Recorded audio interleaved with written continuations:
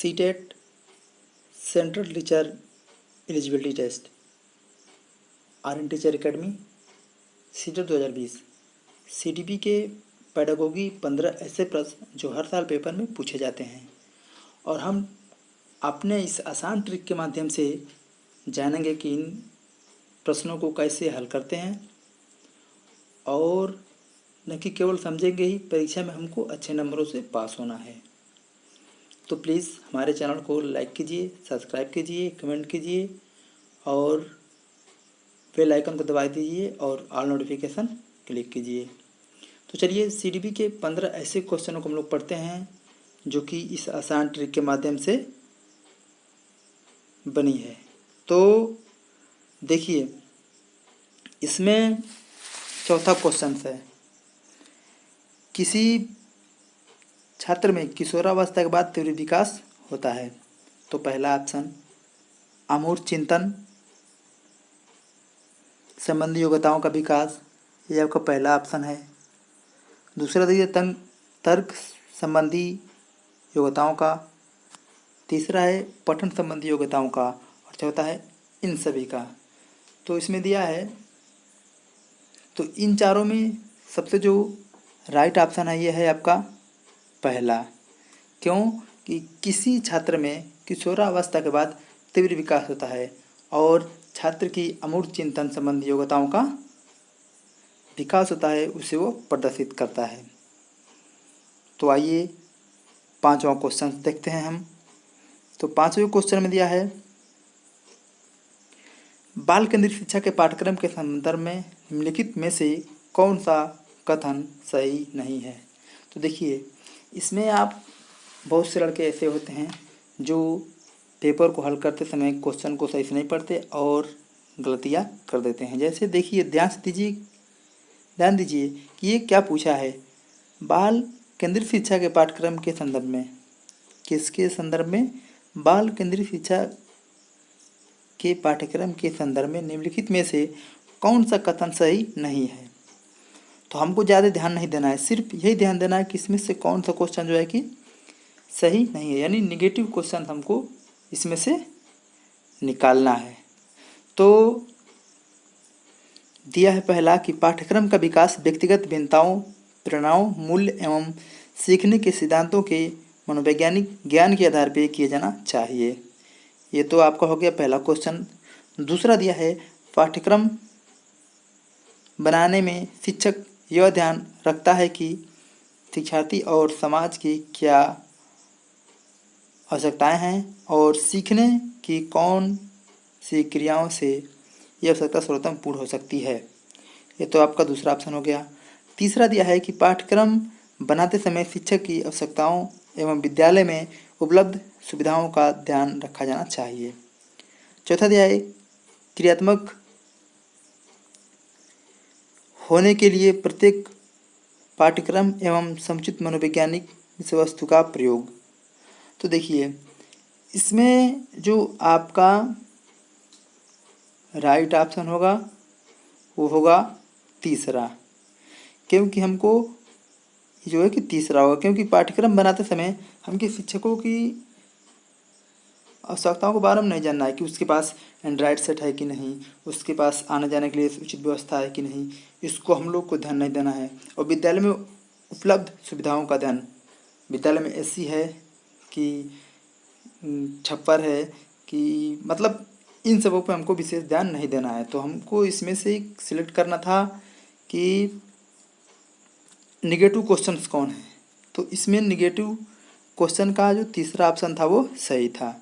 आइए अब चलते हैं, फिर हम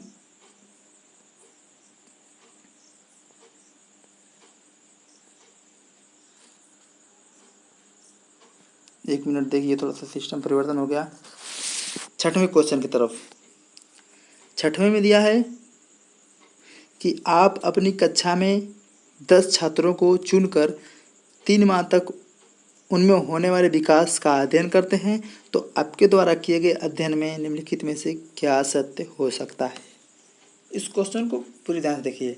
आपके द्वारा किए गए अध्ययन, जो आप अध्ययन करते हैं, तो आपके द्वारा किए गए अध्ययन में निम्नलिखित में से क्या सत्य हो सकता है। तो इसमें जो छठा का दिया है, पहला दिया है कि सभी छात्रों में विकास एक ही दिशा में हुआ। ये आपका बिल्कुल गलत है।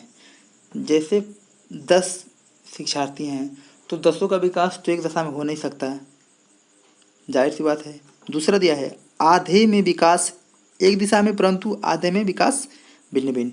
अब इसमें देखिए बच्चों को वर्गीकृत हम कर नहीं सकते, बच्चों को बांट नहीं सकते। दूसरी बात कि आधे को निश्चित कर दिया कि एक दिशा में और आधे को भिन्न भिन्न दिशा में, ये भी आपका जो कि ऑप्शन गलत है। फिर देखिए तीसरा बच गया और चौथा बच गया। तीसरे में देखिए सभी छात्रों में विकास अलग अलग दिशा में हुआ है और चौथे में दिया है कि इस संबंध में कुछ कहा नहीं जा सकता। आप बताइए, आपको कहा गया कि आपके द्वारा किए गए अध्ययन में से क्या सत्य हो सकता है, तो आपको सही देखना है। तो इसका ऑप्शन होगा छठवें का तीसरा ऑप्शन सही होगा। तो आइए सातवें पे चलते हैं। इसके पहले प्लीज़ हमारे चैनल को सब्सक्राइब कीजिए, लाइक कीजिए, कमेंट कीजिए ताकि आने वाले समय में आपकी आवश्यकता के अनुसार मैं वीडियो डाल सकूं। और ये जो लॉकडाउन चल रहा है गोल्डन टाइम्स, इसको आप बर्बाद मत कीजिए और अच्छे से बिल्कुल पढ़ाई कीजिए, परीक्षा में लगे रहिए। और हमारा चैनल हमारे पूरे स्टाफ की तरफ से हम चाहते हैं कि आपका एक सीट कंफर्म हो। आइए छठवें का देखिए, सातवें का। वायदगुस्की के अनुसार बच्चे अपने साथी समूह के सक्रिय सदस्य कब होते हैं? सक्रिय सदस्य देखिए, सब छोड़िए, अपने बच्चे, ठीक,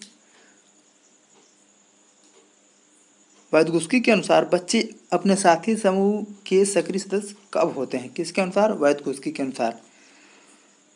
पहला दिया है पूर्व बाल्यावस्था, दूसरा दिया है बाल्यावस्था, तीसरा दिया है किशोरावस्था, चौथा दिया है प्रौढ़ावस्था। तो इसमें करेक्ट ऑप्शन आपको लग रहा है किशोरावस्था तीसरा, क्योंकि वायदगोस्की के अनुसार किसी बच्चे का संज्ञानात्मक विकास उसके, ठीक समझिए, क्योंकि वायदगोस्की के अनुसार किसी बच्चे का संज्ञानात्मक विकास उसके अन्य व्यक्ति के अंतर संबंधों पर निर्भर करता है। तो हम कह सकते हैं कि किशोरावस्था में बच्चे अपने साथी समूह के सक्रिय सदस्य हो जाते हैं। अब देखिए आठवां और नौवां क्वेश्चन। आठवें क्वेश्चन में दिया है आपकी कक्षा में एक बालक बड़ों से तू तड़क करके बात करता है या बोलता है। बालक के इस अशिष्ट व्यवहार को दूर करने के लिए आप क्या करेंगे?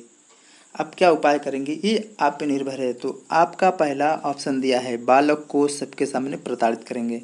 तो देखिए किसी बच्चे को मानसिक रूप से हम उसको जो है कि उस पर प्रभाव नहीं डाल सकते, उसको हम मारेंगे नहीं, पीटेंगे नहीं, प्रताड़ित नहीं करेंगे। दूसरा दिया है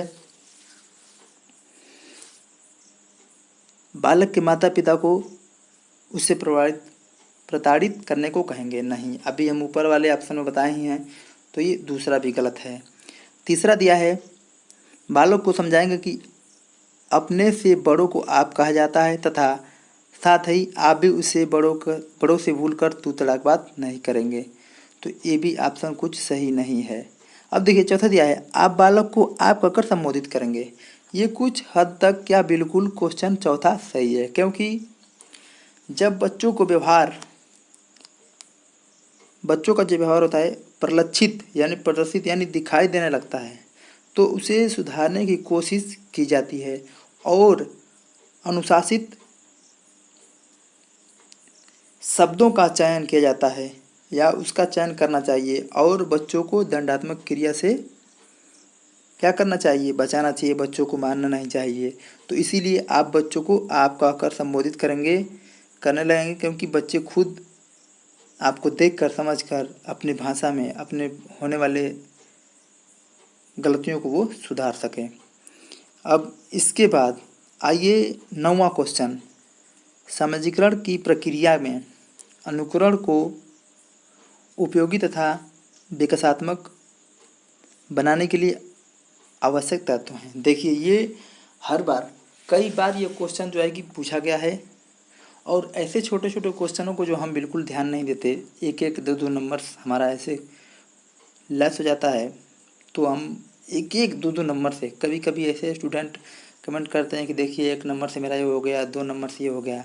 तो नहीं, इस बार हमको लॉकडाउन का पूरा full to full golden time का भरपूर फ़ायदा लेना है। तो 9वें क्वेश्चन में हम लोग जो पढ़े थे उसका जो है कि दिया है पहला ऑप्शन, परिवार एवं पड़ोस, गांव एवं शहर, देश एवं राजनीति, परिवहन एवं संचार साधन। ये आपका है 9वां क्वेश्चन। इसमें देखिए व्यापक व्यापक देखते हैं जिसमें सभी आ जाए। तो इसमें क्या, गांव शहर ये कुछ सही नहीं है, परिवहन संचार ये आप जानते हैं सही नहीं है, देश राजनीति ये तो और अलग है। तो इसमें अगर व्यापक देखा जाए सभी चीज़ों में, तो इसमें पहला है परिवार एवं पड़ोस, ये आपका ऑप्शन बिल्कुल सही होगा। किसका, 9वें क्वेश्चन का पहले ऑप्शन, जो कि परिवार एवं पड़ोस में विकासात्मक बनने के लिए आवश्यक तत्व हैं। तो हमको इन चीज़ों का विशेष ध्यान देना है। फिर 9 के बाद 10 और 11 क्वेश्चन।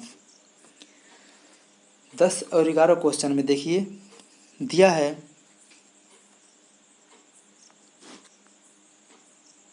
कि अधिगम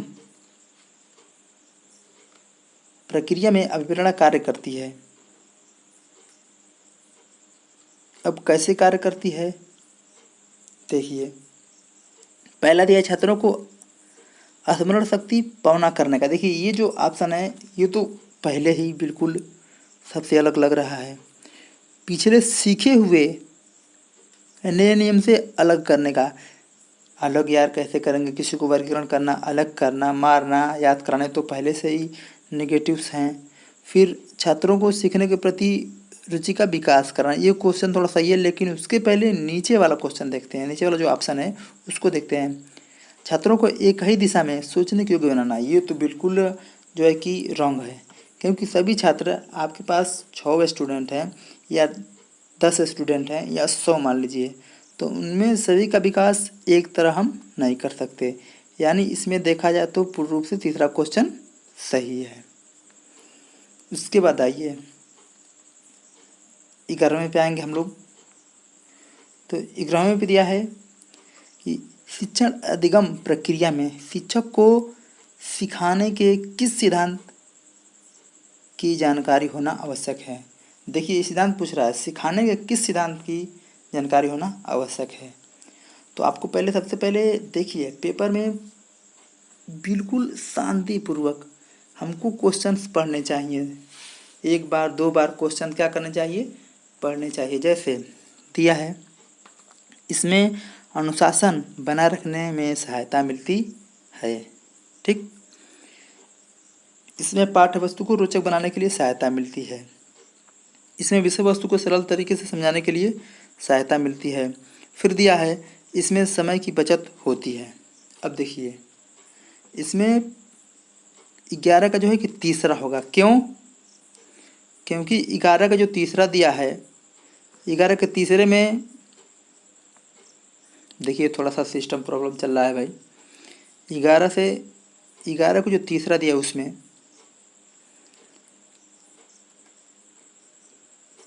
तीसरा ऑप्शन बिल्कुल राइट होगा। क्यों, अनुशासन बनाए रखने में सहायता मिलती है।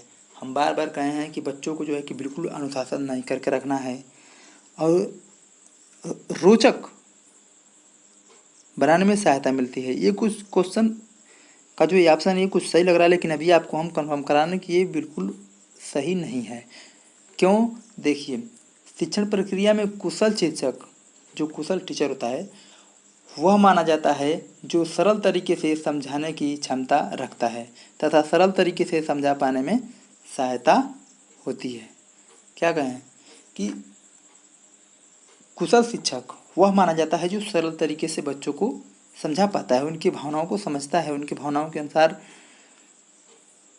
क्वेश्चन को ऐसे उनके सरल तरीके से सामने पेश करता है कि बिल्कुल वो क्या कर लें, समझ सकें, जान सकें। तो आइए अब अगला 12 और 13। 12 और 13 में देखते हैं क्या दिया है। 12 दिया है, निम्नलिखित में से अधिगम कौन सा सिद्धांत यह बताता है कि कुछ पढ़ाया जाए अथवा कुछ सिखाने के लिए कहा जाए तो उसमें आप समग्र रूप से ही बच्चों के सामने प्रस्तुत किए जाएं। देखिए इसमें देखिए क्या दिया है। पहला ऑप्शन दिया है कि अंतर्दृष्टि या सूझ का सिद्धांत, दूसरा ऑप्शन दिया है सक्रिय अनुबंधन का सिद्धांत, तीसरा अनुकरण सिद्धांत और चौथा प्रयास एवं त्रुटि का सिद्धांत। तो हम 12 पढ़ रहे हैं। इसमें आपका जो ऑप्शन बिल्कुल जो करेक्ट लग रहा है और करेक्ट है भी वो है पहला ऑप्शन। क्यों? अंतर्दृष्टि या सूझ का सिद्धांत, इसके क्या कहते हैं, प्रतिपादक गेस्टलवाद हैं। इस कारण इस सिद्धांत को गेस्टल सिद्धांत भी कहते हैं। ठीक, चलिए इसके बाद अगला क्वेश्चन। इसके पहले भाई देखिए चैनल जो आर्यन टीचर एकेडमी है आप शेयर करेंगे, कमेंट करेंगे सर ऐसी वीडियो चाहिए, इस पे बनाइए। बहुत लड़के ऐसे होते हैं कि 2-2 4-4 नंबर उपसर्ग प्रत्यय नहीं जानते हैं। तो अभी 3-4 बच्चों का ऐसे आया था कि उपसर्ग बनाइए, प्रत्यय पे बनाइए। तो भाई अभी वीडियो सिस्टम प्रॉब्लम चल रहा है, धीरे धीरे वीडियोस अब आएंगे ही। तो आइए अब देखिए 13वां क्वेश्चन, निम्नलिखित में से क्या प्रतिभाशाली बालक के गुण नहीं है। इसमें देखिए डायरेक्ट नहीं पूछ रहा है कि जो प्रतिभाशाली बालक होते हैं, ठीक है, उनका गुण इसमें से क्या नहीं है। विशाल शब्दकोश,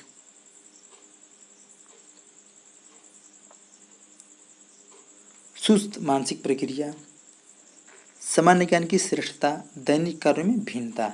अब देखिए विशाल शब्दकोश, ठीक है, 13 का देखिए विशाल शब्दकोश ये कुछ सही है, सामान्य ज्ञान की श्रेष्ठता ये भी कुछ सही है, दैनिक कार्यों में भिन्नता भी सही है।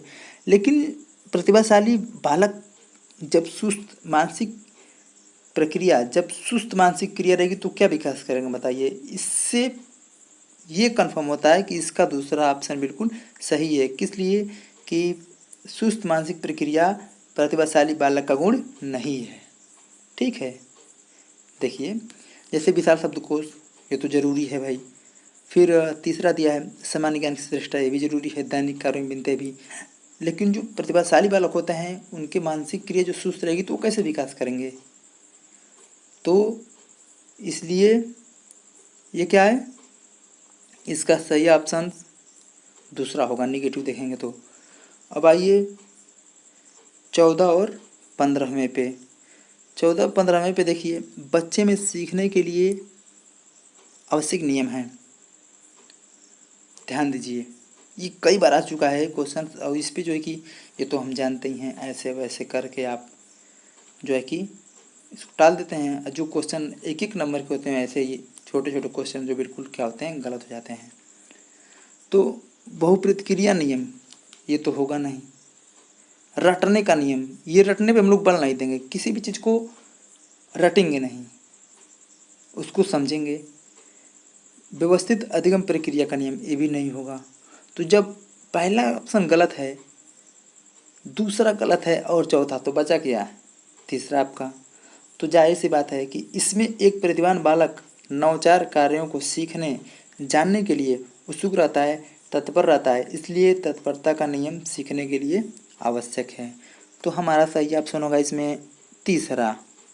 समझिए, देखिए जैसे हम पहले क्या करेंगे, जो निगेटिव ऑप्शन है उनको देखेंगे, उसके बाद जो बचेगा राइट उसको देखेंगे, उसका समझेंगे, उसके बारे में सही होगा तो उस पर हम सही करेंगे। अब देखिए लास्ट, इस वीडियो का लास्ट प्रश्न, आपकी कक्षा में 2 छात्र नेत्रहीन हैं, उनको पढ़ाने के लिए आप निम्न में से किस लिपि का प्रयोग करेंगे? ब्रेल लिपि, समान लिपि, हिंदी समान लिपि और ब्राह्मी लिपि। देखिए सामान्य लिपि तो होगी नहीं, क्योंकि वो बच्चे विशेष शिक्षा वाले होते हैं, स्पेशल फील्ड वाले होते हैं, मतलब अलग। तो सामान्य हिंदी तो भाई सभी पढ़ते हैं, ये भी नहीं होगा, ब्रह्म लिपि भी नहीं होगा। ये जो है ब्रेल लिपि के माध्यम से पढ़ेंगे, जिसमें वह 6 डॉट होते हैं और 6 डॉट के माध्यम से ही ये लोग पढ़ते हैं, ठीक है। और स्पर्श मतलब हाथ से टच करके ये लोग पढ़ते हैं। इसका जो अक्षर होता है 6 डॉट से बने होते हैं, जो कि नेत्रहीन छात्रों को ब्रेल लिपि द्वारा पढ़ाया जाता है और इसको स्पर्श करके व्यवहार में लाया जाता है। इसका आविष्कार लुईस ब्रेल ने किया था। जो इसके आविष्कारक थे वो लुईस ब्रेल थे। वो भी ब्रेल थे, मतलब ब्लाइंड थे, और ब्लाइंड बच्चों को पढ़ने के लिए, नेत्रहीन इसका मतलब ब्लाइंड बच्चों को पढ़ने के लिए हम ब्रेल लिपि का प्रयोग करते हैं। आइए CTET top 10 questions pedagogy CDP 2020 ऐसे trick. Aryan teacher academy please subscribe, like, comment, share जरूर करें। तो चलिए आज का वीडियो यहीं पे समाप्त हुआ और मिलेंगे अगले वीडियो में ऐसे ही फिर प्रश्नों को लेके, जो बिल्कुल अलग तरीके से, अलग ट्रिक के माध्यम से बनी होगी। थैंक यू, धन्यवाद। Please subscribe and like, comment, share जरूर कीजिए। धन्यवाद।